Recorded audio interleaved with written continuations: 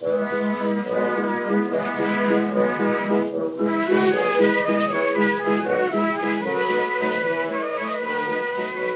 to Loremen, a podcast about local legends and obscure curiosities from days of yore. I'm James Shakeshaft, travelling back in time to kill Hitler. And I'm Alasdair Beckett-King, travelling back in time to kill my own grandfather, Hitler. In each episode, we'll unearth pieces of forgotten folklore and hold them up to the searing light of our arbitrary scoring system.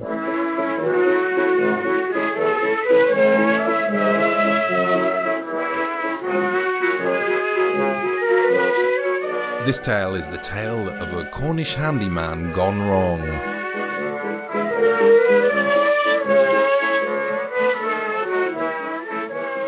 We're going back to Cornwall for this tale, and we're going to be talking about potentially Cornwall's most powerful ghost in a tale entitled The Trials of Jan Tregeagle. I love these Cornish surnames. They all sound like you fell down the stairs while saying them. Well, Tregeagle. He's either Jan Tregeagle or John Tregeagle, which sounds like he choked as he fell down the stairs. I'm going to go with Tregeagle because it says eagle in it. So Jan Tregeagle, oh God, I'm not going to go with either of them, it seems. Jan Tregeagle, this is 1600s. He died in 1665, but whilst he was alive, he was a very wicked man. And again, I mean that in the old sense of the word. You mean bad? He's a wrong un. But also in the old sense of bad, not in the Michael Jackson sense of bad. Yes, the very old sense of bad. Also, Michael Jackson might have been other kinds of bad as well. Yeah, it's like he was trying to reclaim badness. It was What's wrong? But we can't put that in the podcast, obviously. No. Well, we have been happy to, and what's the word for when you become a saint? It's sanctify, I think. There's a specific word for it. He had a ghost as well, so he's already got one miracle. Michael Jackson has a ghost? If you Google Michael Jackson ghost, there's they were filming in Neverland Ranch afterwards, and he this shadowy figure walks across a corridor and potentially disappears through a secret door. Well, that's fascinating, but we probably have to edit all of that out. Yeah. I mean, who's going to sue us? Jermaine. Actually, it would be Jermaine Jackson. Or his son, Your Majesty. How do you know all the Jacksons' names? They're an extremely famous family, and I just don't know these things. It's just so we know, if we do keep this in, none of this counts towards naming. Fair's fair. That's very reasonable of you. Yeah. So, Jan Tregeagle died 1665, unscrupulous lawyer. He took bribes, forged documents, bore false witness, may have murdered his wife and children. Who would put those in that order? It's burying the lead a little as well as the wife and children. As may have seized an orphan's estates. Yeah, not just seized an estates, an orphan's. May have been a Cornish Bluebeard. Like the fairy tale Bluebeard? Yeah. I didn't know about this. Who killed all of his wives and had them in a room. Yeah, Some grim it was fairy like tales. An ugly Frenchman who was... I think it's I keep saying Frenchman because it was originally a French tale. Is it a Charles Perrault fairy tale then? I don't know, mate. I just looked it up on Wikipedia. Didn't bother to look at the citations. All right, sorry, carry on. So, ugly Frenchman. Killed all his wives. Yes. Basically. Married, killed, yeah. Yeah, that's the way to do it. Don't marry 12 and kill them at once. What a day. He's very much easier to remember than Henry VIII. Killed.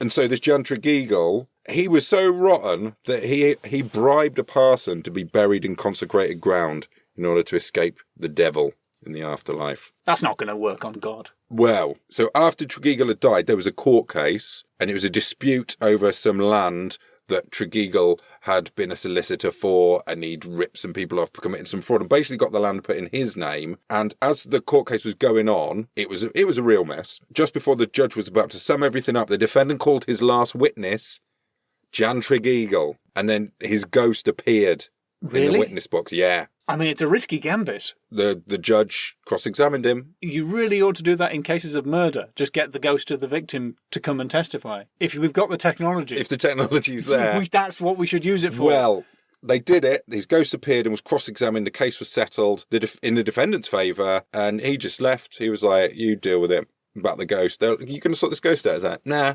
It was really difficult getting him here. You can deal with it. So the local clergy were summoned, and they decided that if they just sent Tregeagle back, the devil's going to get him. And they're vicars. They want the best for people, ultimately. So they decided that they wanted to save Tregeagle's soul from the devil. So they gave him tasks to do. Your classic infinite task. So he's getting homework now. He's now getting homework. Somehow that means the devil's not going to get him. His first task was to empty Doesbury Pool in Bodmin Moor using a shell with a hole in it. Doesbury Pool was a magical pool. Some people thought it was bottomless, or it might have linked out to the sea. It's one of the places that the Lady of the Lake of King Arthur legend is supposed to have been. All right. And where the sword Excalibur was thrown. There's one story that someone threw a bundle of sticks into it, and they turned up 6 miles away on top of a hill. Someone just... Look, what's that in the distance? I recognise them sticks. These are my sticks that I threw away. And so he's doing this, but apparently one stormy night he makes a break for it, and he's pursued over the moor, Bodmin Moor, by the devil and his headless hounds. Which sounds scary when you just sort of say it like that. They just bark like... It's very much taken away the scariest bit of a dog. The action point, the attack centre of a dog, is the face. What's it going to do? Just hump your leg? Just neck you a lot. Nuzzle in your crotch with no head at all. Oh, that'd be awful. Not as bad as being ripped to shreds by massively powerful jaws. Yeah, you're right. And he got as far as Roach Rock, which has the remains of St Michael's Chapel, and he managed to get his head through the window, but he got stuck and was evidently mauled by the storm and the dogs. He's the kind of ghost that can't just run through... He got, I don't know walls. What. He has to get through holes. Okay. Yeah. He's a ghost with a job already. And his screams were heard for miles around. And the local priest was like, forget this. This has got to end. So he called on 2 saints to help move Tregeagle on. And he was then moved on to Low, and he had to carry sacks of sand. Sorry. They just moved on to a different job. Yeah. How's that going to... I mean, the devil can just... He's got a new job now. Yeah, so he's at Low Estuary carrying sacks of sand across. But at one point, a demon tripped him and he spilt one of the sacks and it formed a sandbar which sealed off the harbour. And all the people below were very angry and moved him on again. To Gwenvor Cove. And there he was tasked with making a truss of sand and carrying it up the hill to a certain rock. Or some stories is that he has to weave ropes out of sand, this old chestnut. We know that's difficult. However, one cold and frosty night, he used some fresh water from Velendrith Brook, freezes the sand. Completes the task, like what were you worried about? So they moved him on again. being a wise ass. And he had to sweep sand, and I believe he's there still, sweeping sand from Porthcurno Cove at Land's End. It's very windy. It keeps blowing the sand back in. He's just sweeping it and they're blowing it back. Sweeping it, blowing back in. And on particularly windy nights, you can hear his anguished cries. And that, Alasdair, is where the story ends. Or is it? In the book, Ghosts of Cornwall, by Peter Underwood. Unders. I'm spelling it with a Z. Yeah. We haven't mentioned yet that the president of the Ghost Club Society. Too many words in that. One too many. Anyway, I was flicking through this book, also looking up other legends, and I got to the bit about Roach Rock. A young couple, Nicola and Mark, were visiting Cornwall, having a lovely time driving around. Mark decided he wanted to climb up Roach Rock to see this ruins of this chapel. And Nicola, she stayed in the car and she thought she didn't quite like it. She had a little bit of apprehensive feeling. It sounds to me like they might have had a row. She stayed in the car, thought she'd take a photo of him. She saw a figure at one of the windows and took a couple of snaps and then waved. There's no response to this wave. And then she looked over a little bit and there's Mark. And he's waving at her. And then she looked back to the window and she realises there's no floor or ceiling on that bit of the wreck. And she got a little bit freaked out, took another couple of pictures. She wanted to go and join him, but she was just a bit too scared. And when he came down, they took it to have the film developed, so that dates this story already. This story took place hundreds of years ago. Yeah, about 20. In the 90s. Yeah, and she took this film to be developed, and each of the 3 shots she'd taken of Roach Rock were blank. All the preceding shots are fine, the later shots are fine, just these 3 pictures of the rock were not there. I love the way in these stories, the fact that there isn't any proof is presented as proof. And then the photographs didn't exist. And he admitted it was simply a dream. That's where that story ends. But that's the same church that your friend of mine, Jan Tregeagle, had got his head jammed in. So are you doing some original research here and connecting those 2 stories? You could say that. Wow. I'm glad you did say that. Do you have any evidence to support that connection? No! It must be true. Yeah. I'm pretty impressed. Yeah. I don't think we've ever done any original research before. I know, I suppose I had genuine oral folklore in the Durham story. About cows? Not about cows. It's got loads of stuff going for it. Oh, yeah, Hitler and that. Yeah, that Hitler specifically wanted to bomb it, James. Stop mocking that. It's true. He hated Durham Cathedral for its freedom. There's a place the Round Table's supposed to have been on the south coast. It's got a thing called Buttercross, and Hitler loved it. It's where he would have set up the capital of England to have been. Well, I bet he would have ruined it. I'm Googling to find out. I've inadvertently come up with a new television format. Hitler's favourite town, UK. Oh, it says Bridgnorth, but that's not it. Also Oxford. Everyone's claiming that they would have been the capital if that Hitler liked them. Where's everyone saying that? Whoa, we've just taken a bold anti-Hitler stance on the podcast. Didn't know it was going to get political, James. I'm going to make a stand. Unless we get loads of complaints. Yeah, We'll do a pro-Hitler edit that you can download from the website. Right, to the scores. I think one of the worst segues to the scores so far. Names, excluding the Jackson family, and now Hitler. So the people's names, we've got Jan Majesty Tregeagle. I think that's his full name. Jan Majesty. Tregeagle. That's a. I don't want to overstate things, but I think that is an award-winning name in and of itself. Tregeagle. What was the name of that lake? The lake had a pretty good name. Dosmery Pool or Dosmery Pool. Dosmery Pool. Gwenvor Cove. See, the thing is, Cornwall, the place names sound like rejected Star Wars characters.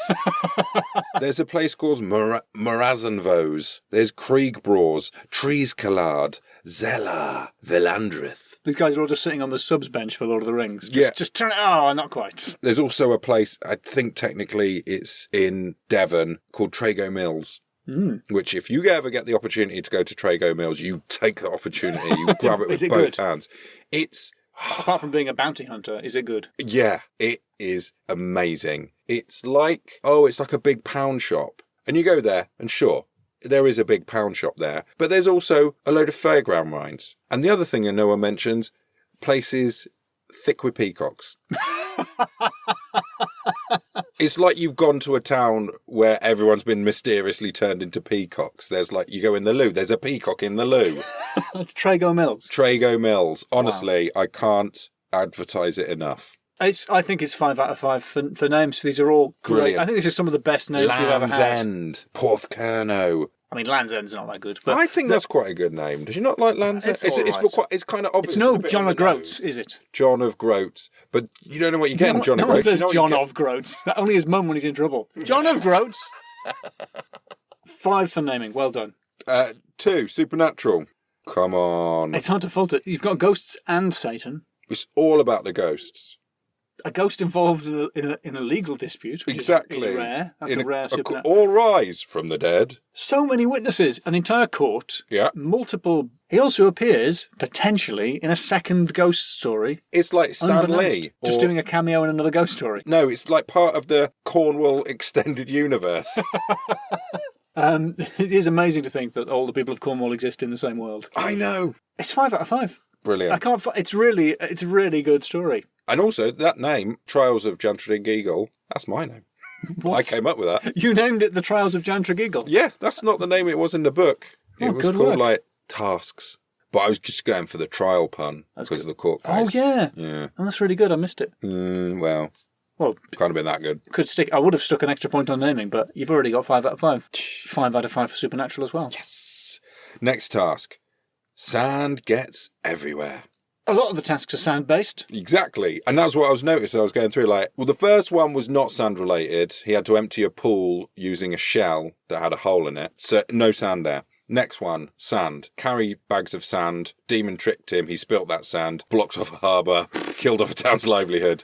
Next place, making trusses out of sand. To transport that sand to the top of a rock, which is like a big sand. Yes, in a way.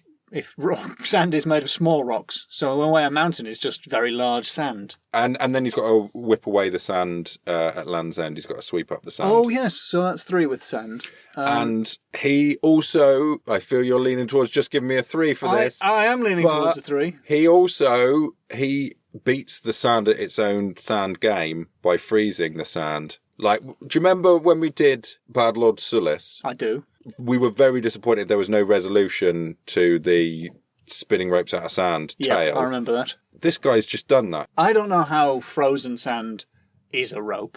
So it's a stretch. Was like a truss. It was a truss. Well, fair play to him. I was leaning towards 3. I think it's 4. The reason it's not 5 is that the category is sand gets everywhere, and there are several places in the story where there isn't any sand. Yeah. So that's not accurate. Maybe a more accurate category would have been sand gets several places, but not everywhere. Sand gets you 4 out of 5. Bang on. Yeah. And the final category is James Shakeshaft, Private Eye. Quite bold to make you a category Mm-hmm. in a story not principally about you. Mm. And am I right in intuiting that the reason you've done that is you're very impressed with yourself as having noticed 2 similar things in 2 different books? Yep. How many points do you think you're going to get for that? Well, it's a maximum of 5. All right, so I came up with a name. what's that? You named it The Case, but you didn't even call it The Case Of. It didn't begin with a dame walking into your office. You're not wearing a fedora, thank goodness. I genuinely saw a man. Today, middle-aged man, average build, height, everything, average guy, average suit, average tie, wearing a fedora and a cape. I feel like Terry Pratchett has a lot to answer for, because he's a wonderful writer, but he did keep wearing that hat. And I feel like a lot of undistinguished white middle-aged men have confused a hat for a collection of interesting opinions. Yeah. I think he's taken his New Year's resolution. He's like, well, I'm going to wear my cape more. Combine it with the hat. People, whenever I wear the cape, no one mentions the hat. And I don't like judging people necessarily for their fashion choices. I wish hats could come back for men. I would love to. As a man who's going bald, I would love if hats came back for men. But the problem is that the people bringing them back are the worst people. Yeah. I was going to score you quite low, but then you demonstrated a sort of Sherlock Holmesian ability to deduce an awful lot about a man just by looking at his appearance. Even if the man in the question was wearing a hat and cape, making it a little easy for you. Yep. It's possible you have a nemesis out there, which is quite a private eye thing to have. Ooh. So I'm going to say 3 out of 5. But on the subject of private eye, since we are recording this near Crystal Palace in South London, have you seen the FBI just round the corner from here? Finley's. There's a private investigators called Finlay's Bureau of Investigation, which is FBI. I was literally walking past it yesterday and I heard the people on the other side of the road notice it and go, look at that. Finley's Bureau of Investigation. I hope like his first name is Callum or something. The FBI complain and he changes it to Callum's Investigative Agency. Something like that would be great. He's a real private eye. You're not, so 3 out of 5. Maybe I could get a job. Or advertising. Finley, if you wish to advertise. Yeah, free advertising for Yep. what I assume is an Irishman in a cape and a fedora. Probably not going to advertise if you listen to this podcast then. Not all heroes wear capes.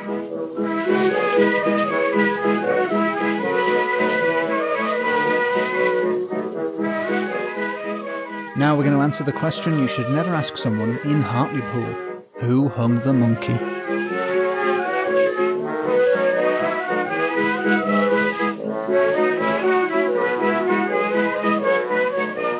I don't know whether this story qualifies as being forgotten folklore, because I think it's almost as famous as the Lambton Worm. Oh. You know, we're in Wormtown here, James. Oh. Yeah, so it's pretty famous. Forget it, James. It's Wormtown. It is quite famous, but it is definitely a local legend, and it is the story of the Hartlepool monkey. Ooh. Yeah, I thought we needed some ghost monkeys there. Thank you. So there's a chance that you've heard this story, but if you haven't, here's what happened. During the Napoleonic Wars, which was, as you and I both know, the past. Sharp's territory. Yes, yeah, like Sharp territory, except in Hartlepool. A French ship of the type Chasse Marais, I don't know if I'm pronouncing that correctly, foundered on Long Scar, which is a rocky outcrop in Hartlepool, and all hands were lost, which is an old-fashioned way of saying everyone died, except for one pair of hands, a very hairy pair of hands. I think you can see where this is going. Yeah. So a large monkey washed up on the shores wearing a red beret. And that is important. that is as important as it is unrealistic that the beret would have survived. Maybe clutched at the berry like, don't lose my berry. If I lose my berry, I lose my sense of self, the monkey presumably thought. And Prince will write a song about me. Raspberry beret. Oh, yeah. kind that you find in the sticking in store. We can't afford the PRS, so stop singing that. Stop doing that absolutely accurate replica of a Prince song. And when he was a monkey, wouldn't wear much more. Let's. So, I've set the scene. And you've ruined it with the Prince song. Yeah, I'm now thinking about Prince, unfortunately. Just like the middle of no. Tim Burton Batman film, when the bat rap comes in, ruining the whole thing. Bat dance, but good effort. Is that what it's called? Yeah. So no. It's a great effort. Bat rap would be brilliant. It's what Batman would use, like cling film. Bat rap. The villagers flocked round and everyone got involved, like the local coast guardsman, which is not the same as a coast guard as far as I can tell. I don't know what a coast guardsman is. Probably someone who's looking out for French invasion. And the mayor, and they don't know who this guy is. They ask who he is, and he doesn't respond in English. Sidebar, because he's a monkey. And they conclude he must be a French spy. This supposedly happened during the Napoleonic Wars. The earliest account that I can find is Athol Forbes, a.k.a. the Reverend Forbes Alexander Phillips. And he runs down the reasons they thought he was a French spy. One is the red beret. Beret, obviously French, and red is the colour of revolutionary France. So that's extremely suspicious. Second, he's covered in hair. French. The third is when he was offered the Bible to swear upon, he bit it in half. Like a French atheist would. Johnny Frenchman. Yep. And the fourth, and the most convincing of all, is a woman, a townsperson from Hartlepool said, well, I wouldn't marry him. And that was conclusive. The annoying thing about his account of the story is it says they couldn't work out the language he was speaking, so they thought about going to talk to the vicar, who spoke Greek, Hebrew and French, or maybe the schoolmaster, who spoke French. And that is the last time either of those characters appear in the story. No, they just never get called back to. We could go and ask these two people in the town who speak French, or don't. So they had, for want of a better word, it was a kangaroo court right there on the beach. Yeah, you see what I did there? Yeah. It's another kind of animal. Yeah. They did a variety of unpleasant things to it. They stuck a fish in its eye. Ned Corvan, around 1860, wrote a popular song to the tune of Tinker's Wedding. So now you can imagine it. I can't quote much of this song because it's basically all monkey torture. But I will quote just this bit, just because it Tinker's Wedding. That's how it goes. To poor Pug, that's what he's called. That's what the monkey's called in this version of it. To poor Pug, thus all hands behaved. Cut off his Jimmy, some fools raved. Another cries out, he's never been shaved. Before they hung the monkey. Oh! And I think of all songs that end with oh, this is the worst. Unless the oh is the sound of his Jimmy being cut. I mean, cut off his Jimmy doesn't leave much to the imagination, as euphemisms go. Whew. So it's pretty horrible stuff. Paul Screeton, in Aspects of Teesside, has looked into this, or screetonized it, as I assume he would say. Definitely. And his is the lengthiest account I can find. He's got a couple of theories. He starts by pointing out that there is no contemporaneous record of this happening during the Napoleonic Wars, which is a bit of a bummer, because that means it didn't happen. But his main theory is that... cover up. Not quite, although there is a scandal coming. His main theory is that it was a bit of propaganda put about by West Hartlepool as a way of attacking Hartlepool. It's frustratingly not called East Hartlepool, because then we might have a West Side, East Side sort of beef going on, but we don't have that. Yeah. So basically... Or, I don't know what they think a shark might be, a French submarine or something. So these, basically, the West Side He thinks that the railways were being built and someone wanted some business, and so they were putting about rumours that the other people, they were just attacking the other guys, and comparing them to monkeys, or as he calls them, Jenny Hanovers, which is apparently a kind of fish which, when dried, can be shaped so it looks like a monkey. You'll have seen the sort of the fake mermaids, which are half fish, half monkey. Yep. They've got those in the museum in Hartlepool, so that you could call that a Jenny Hanover. And he thinks the phrase was being used to suggest that the officials over on the other side of town were sort of phonies. Right. Yeah. He thinks that's part of the general monkey business, as he calls it. Of course. Is that the origin? Of the phrase monkey business? Probably not. Absolutely not. Monkeys are notoriously silly. It's just the general mischievousness of monkeys is the origin of the phrase monkey business, I think. Imagine if it had come from a town famous from not ever having a monkey in it. So the other reasons why this probably didn't happen are that it's told about several other towns in Scotland, though Hartlepool appears to be the oldest. There's one down in Cornwall way, I think. Somewhere in Cornwall they did that. They did a similar thing, yes. Maybe mouse holes. Mouse holes? It's written mouse holes. There's a place called Mouse Holes? Yeah. There's some Cornwall? silly place names in Cornwall. There are some ridiculous ones. Westwood and Kings Hill think that Hartlepool is the earliest place where this story takes place. I promised you a scandal, didn't I? Yeah. So there's two potential scandals here. So one of the side theories is that according to traditions and law, ships are only salvageable if all crew have been lost. And so the theory is that the ship was wrecked, but the monkey found, in order to be able to salvage it, they had to find a way of doing away with the monkey. And so it was a cover-up. That's one of the theories. Well, it was a monkey and they had to pretend... They had to kill it. No, because they considered the monkey to be part of the crew. So in order to be able to salvage the ship, they had to kill the monkey. But not salvaging any dignity because they're still saying that a monkey being on a ship is part of the crew rather than just cargo. It's just cheeky cargo. It reminds me of... makes me think of Indiana Jones. A lot of things make me think of Indiana Jones, but this... Do you remember...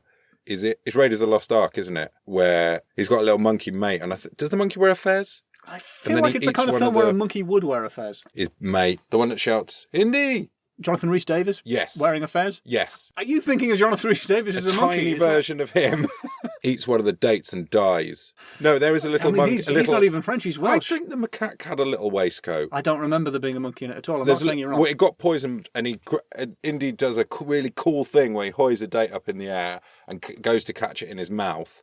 But Jonathan Rhys-Davies, playing outside his race, catches it, points at the dead monkey and goes, "He had a bad date." Good wordplay. Not even related to it, it's just another incidence of a monkey dying. What you're saying is, here's an example of a monkey that I've seen. You like dying monkeys? Here's my dying monkey story. But I've got a secondary semi-scandal for you, which is, and this is the reason I think the story is quite well known now. According to Atoll Forbes, or the Reverend Forbes Alexander Phillips, it's a way to humiliate Hartlepoolians to say, oh, by the way, who hung the monkey?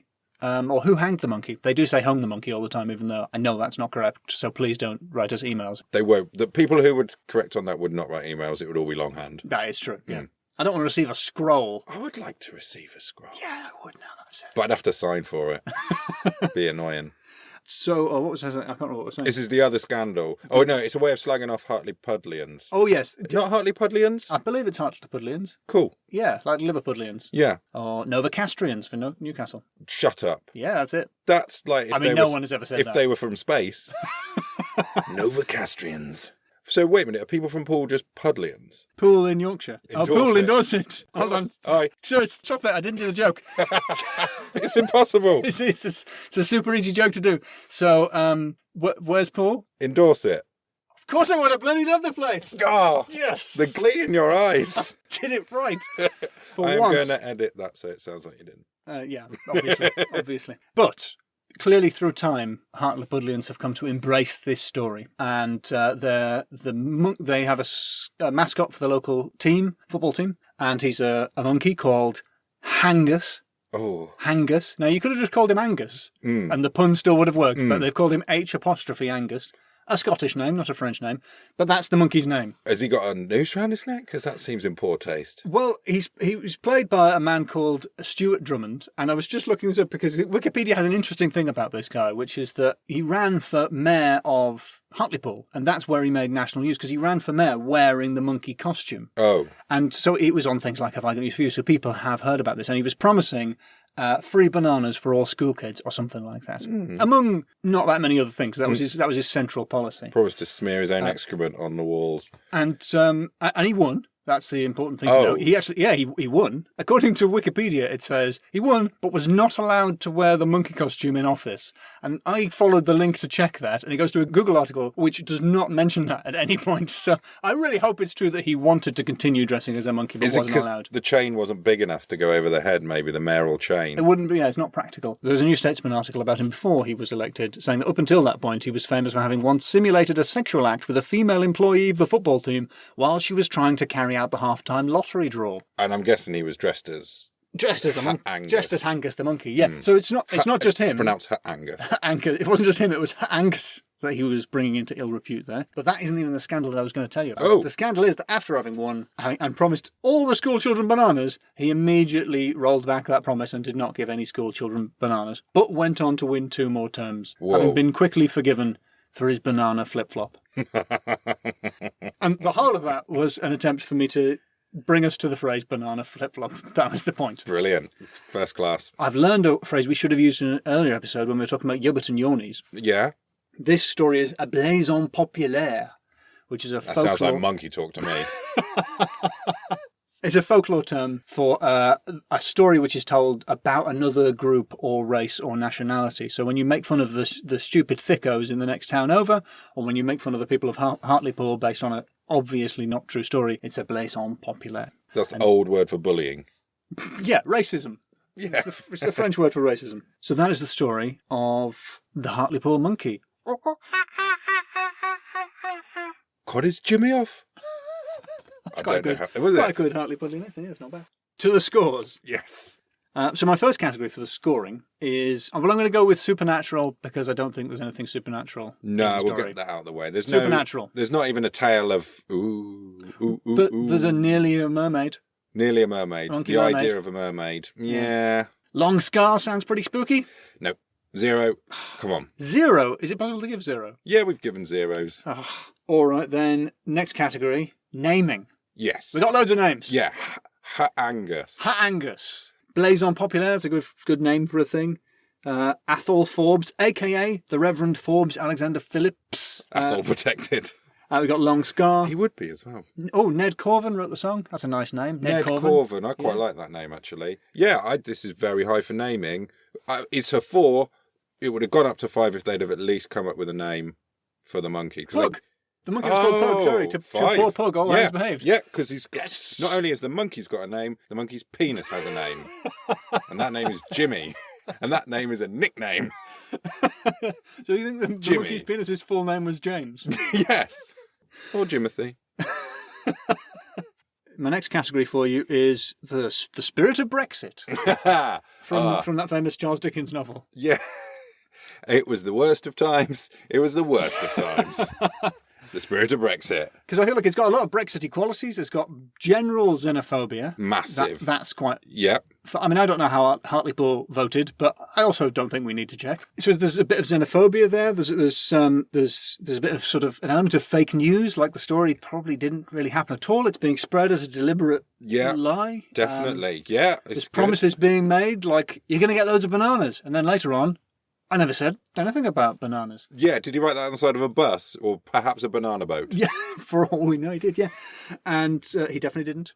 Okay. So I just feel like, because this guy's still alive. An alive person. That didn't happen. The Hartlepoolian politician Stuart Drummond is a fictional character, bearing no relation to the actual man. We're having fun with the idea of Drummond. He ran for election dressed as a monkey. I think he likes a laugh. I hope he likes a laugh. So, yeah, I think it's pretty Brexitful. Totally Brexitful. Capturing the essence of Brexit only a few hundred years before the only thing itself. that would make that more Brexitable would be if the Hartlepoolians were not allowed to hang the monkey because of Brussels red tape. And the reason that Drummond couldn't supply those bananas is because they were of the wrong shape. That is true. Although, the first part is almost true, because they should have taken him to Durham to be tried, but they didn't want Durham to get the glory and honour. That's a quote from Athol Forbes. So it sort of is true. They were circumventing those pen-pushing bureaucrats. Yeah, the bloody blooming Brussels bureaucrats. Take that. We're going to hang our monkey any way we want. We're going to cut any jimmies off. Cut all his jimmies off. He's only got one. We're used to have more in the good old days. Dunkirk spirit. So, my final category... that was a 5, obviously. My final category is the Tarantino factor. Yeah. Well, I feel I have to explain that I really have edited out a lot of Hartlepoolian on monkey violence. Oh. In relating Ned Corvin's version of the story, and all the versions of the story. The song version? The song version is mainly just a list of horrible things done to a monkey to comic effects. Like cutting his jimmy off is just the tip of the jimmy. Ooh. Iceberg. They did the whole thing. They're tearing chunks out of this poor monkey, and it's hilarious because violence towards animals was really funny in the past. We used to love it. Yeah, I've read a very disturbing book about court cases with animals. Yeah, where like a wolf got tried because it ate a baby or something, so they took it to court. Yeah. And, like, nailed it into a chair so it was sat. Horrible. That is awful. Yeah. And I was in Germany somewhere. Another town, they, like, tried a pig because it had eaten someone's dinner or something. I don't know. That seems like a misdemeanor at best. Yeah, hey, the law's the law. Oh, I'm sorry.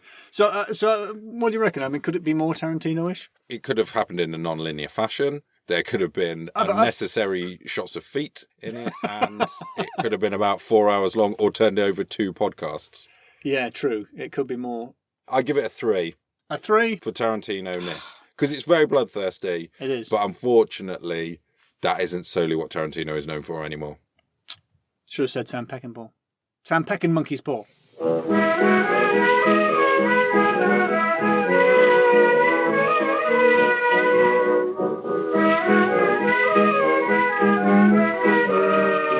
You've been listening to Loremen. The Loremen are James Shakeshaft and Alasdair Beckett-King. Please subscribe, rate, review and recommend to a friend. You can tweet us at LoremenPod or email us at contact@loremenpodcast.com to suggest stories from your area.